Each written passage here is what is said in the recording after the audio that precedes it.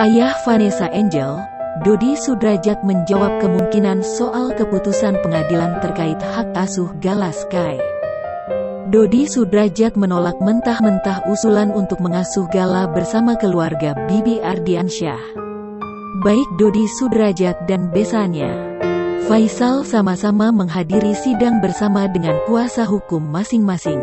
Ditemui usai sidang di Jakarta Barat, Dodi mengisyaratkan tidak ada hak asuh bersama dan berharap majelis hakim akan memutuskan dengan adil. Nggak ada asuh bersama, nggak ada, tegas Dodi Sudrajat.